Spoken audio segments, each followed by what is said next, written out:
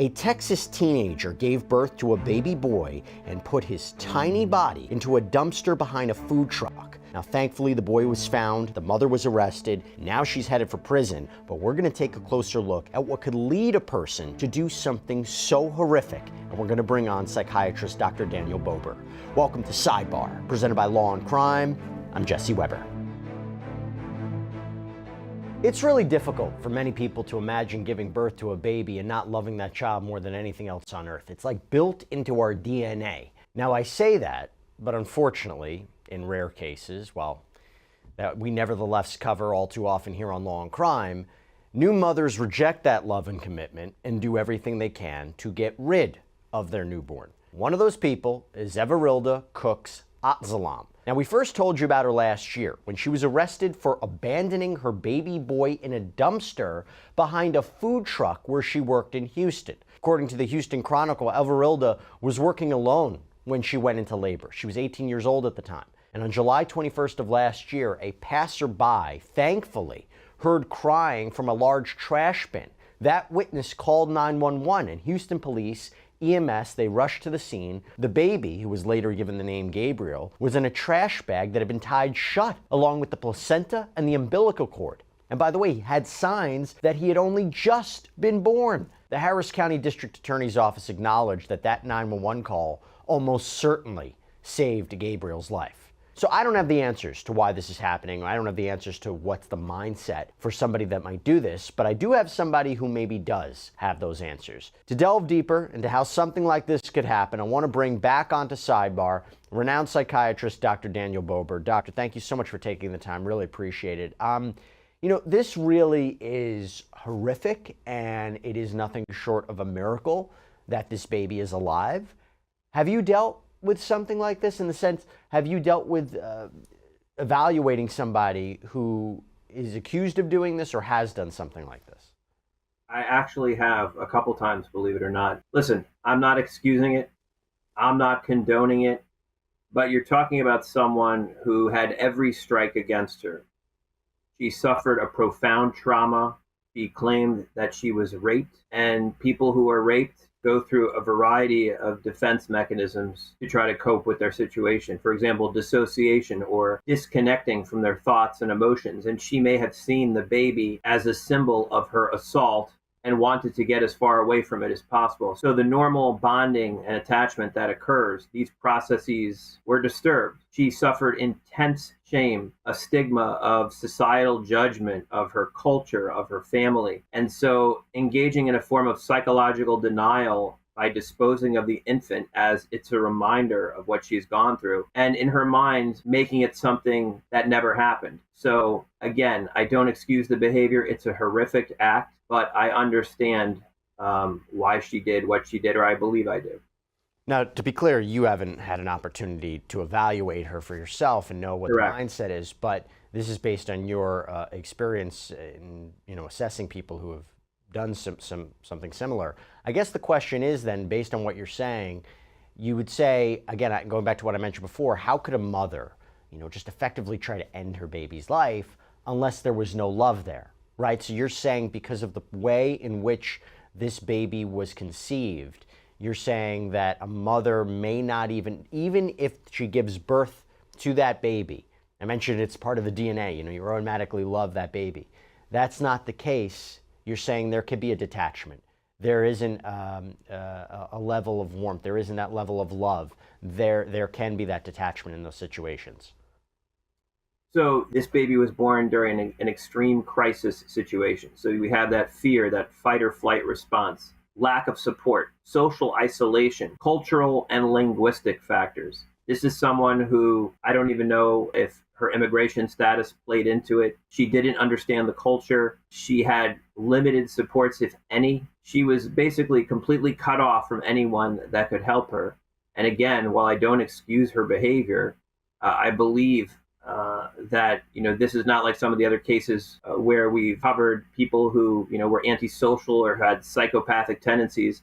I think this is someone who was just scared, overwhelmed, was unable to cope with her situation, had limited supports, didn't speak the language. She spoke Quiche, which is an indigenous Mayan language, wasn't aware of the baby Moses law, that she could have taken the baby to a safe place, no questions asked. So I think there were just a number of strikes against her here that unfortunately put the baby at risk. Now, not to take away from this story in any way, this horrific story, but one of the reasons that we were able to bring this case to you and illuminate what was going on is because we get support from our amazing sponsors, and that includes OneSkin. And that's important because our skin changes as we get older. There's dryness, there's deeper wrinkles, it can be frustrating, but there is a game changer out there called OneSkin. So OneSkin was founded by an all-woman team of scientists who developed the proprietary OS01 peptide. This peptide targets cellular senescence, that is a key hallmark of aging. It's scientifically proven to decrease lines and wrinkles, boost hydration, and help with thinning skin. In fact, they have over 4,000 five-star reviews for their full line of face, body, sun, and travel-size products. And one of the things I like most about OneSkin is how easy it is to integrate into my daily routine. Just a few simple steps, good to go. So for a limited time, you can try OneSkin for 15% off using the code Sidebar when you check out at oneskin.co. That's 15% off at oneskin.co with code Sidebar. Remember to tell them that we sent you there. When they ask, where did you hear about them? Invest in the health and longevity of your skin with OneSkin. Your future self is definitely going to be thanking you. Do you think age plays a role in these kinds of situations? 18 years old? 100%. That puts her at higher risk. Absolutely. How so? I hate to be, not knowing the right nomenclature here, but is that such a young age that it affects someone's decision making? Absolutely. Absolutely. Again, we've spoken about this before. The brain develops from the back to the front. The last part of the brain to develop is called the prefrontal cortex. That's the part of the brain that's responsible for executive functioning, planning, organizing, impulse control. And we're dealing with an 18-year-old girl here who just legally became an adult, who may act impulsively, who may do things and not weigh the future consequences of her actions, who is involved in an extreme crisis situation. So all this plays into it. And by the way, in your experience, have you ever seen that being used as a defense in these kinds of cases, the age? Oh, it's used quite frequently with young defendants. In what way? To talk about the fact that people are emotionally immature, that they have poor impulse control, that they're unable to exercise restraint, that they don't weigh the future consequences of their actions in all those ways. Maybe mitigating circumstances. Okay, so according to a police statement that was in support of a high bond, Everilda allegedly gave birth behind this taco truck and then immediately tied the baby up in the trash bag and threw him away. Now, witness video that was obtained by ABC 13 in Houston shows the moments when first responders found Gabriel. Imagine what it was like for them to respond to a scene like this. He was so new to the world that his skin and hair were still wet. And when it comes to video, the bond order states that the event, either the birth, the disposal, both, was caught on surveillance video. So Dr. Bober, would video showing the aftermath help investigators or experts determine her state of mind at the time in any way? Listen, I think it's all important. It's one more piece of data, but I think talking to her, trying to understand what was going through her mind, trying to look at the events leading up to when she did it. Again, I mean, I'm sure for the first responders, this was a horrific scene, but I don't know that just having a video of the act itself is going to tell the whole story. I would want to interview her. I'd want to talk to her and try to understand, what led up to this. And there was clearly, I've at least read, there was a lack of preparation, a lack of prenatal care. Again, that may or may not be true. But again, to me, that also is consistent with someone who was in a state of denial about her situation and just felt completely overwhelmed. Now, in an interview with the Washington Post last year, Everilda said that the baby was the product, as you mentioned, of rape by a family member. She claims she hadn't even known she was pregnant for about 7 months and didn't want to seek medical attention because she was afraid of being deported.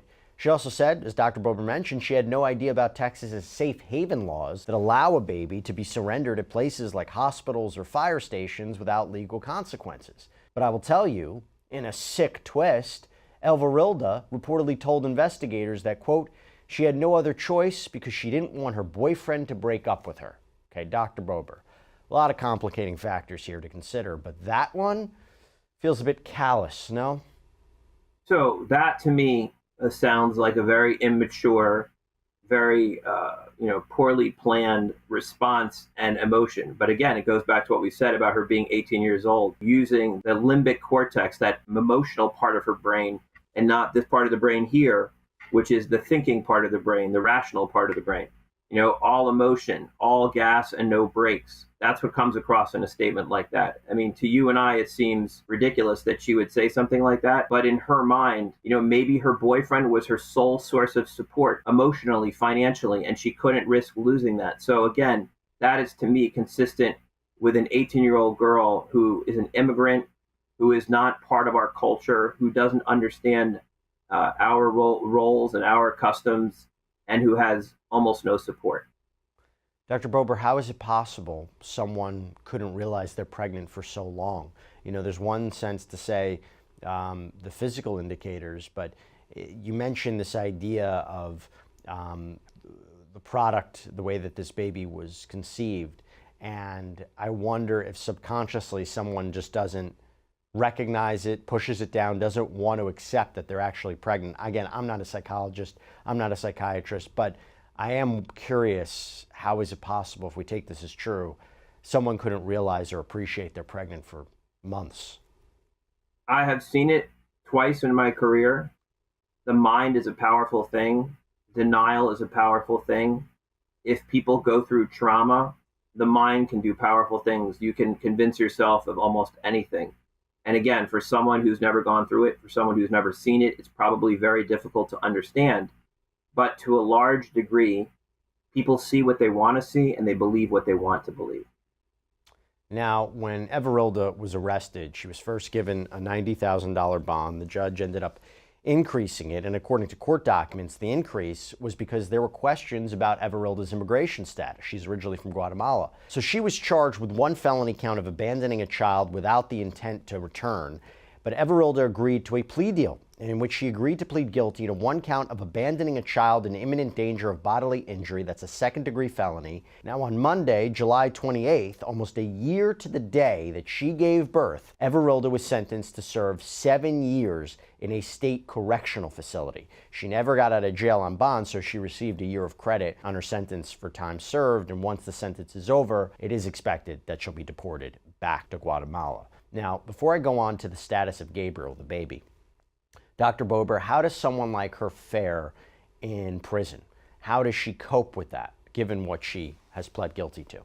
Oh, I think it's going to be very difficult for her, but I hope that with time she will come to a sense of understanding for what she did and what motivated the behavior. I don't know how other prisoners will view her, perhaps very harshly, but I do see her at some level as a sympathetic figure, even though what she did was horrific. I don't see her as some of the other cases we've discussed. I see her as more of a sympathetic figure, someone who was weak, someone who was overwhelmed, someone who was in over her head. And so I do think that there is redemption for her. Do you think she needs mental health treatment? 100%. And with that treatment, when she's released from prison, could she go on to live a semi-normal life? Is she a danger? Or do you say this is a prime candidate to be able to be rehabilitated, to reflect on what she did, and this is a terrible situation, but at the end of the day, she could learn from this in some way? I do think that. I think there's rehabilitation for her. I think there's hope for her. I believe that after she completes her sentence, that she will be sent back to her home country. And again, this is a terrible situation. There's no winners here. Everyone loses. But hopefully in the future, she can come to terms with this. She can find a new understanding of herself and hopefully go on and live a productive life.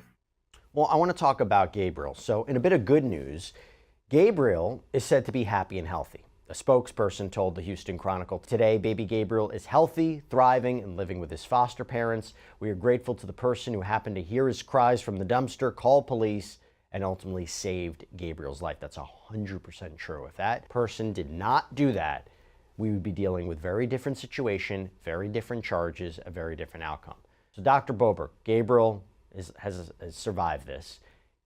Too young. And that's the most important thing. Yeah, but too young to feel the effects of what happened to him. I mean, is there going to be residual memories, residual effects of this? I mean, once especially he learns what happened to him. So I think from learning about it, obviously that will be a shocking thing for him to hear, but probably no memory, given that he was just born. I don't think that there will be lasting trauma from that necessarily, no.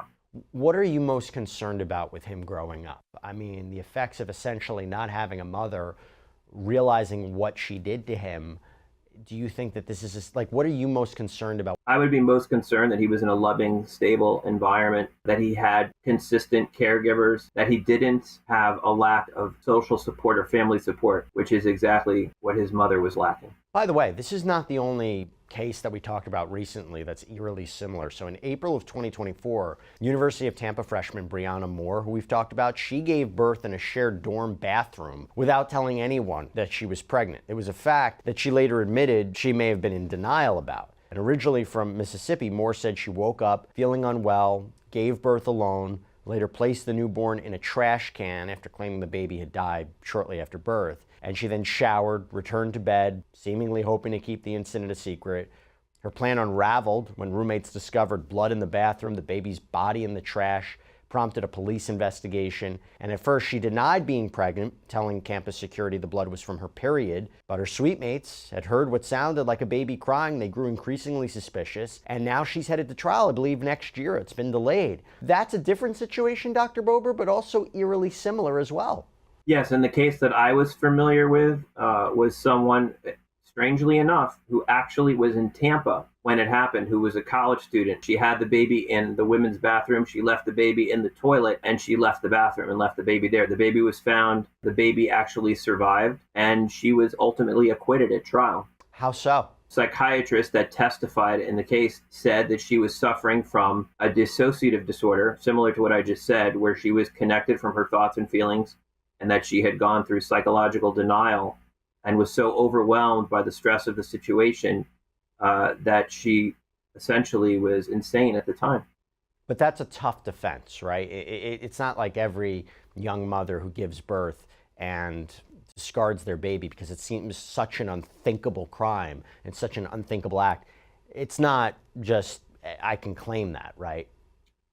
I think it's an uphill battle for a defense strategy like that because, let's be honest, most people on a jury are going to be repulsed by an act like that because exactly what you said, right? There's a maternal instinct to protect your child, and it goes against everything that you believe for most people. But that defense was successful, and she was acquitted. It was a pretty incredible case.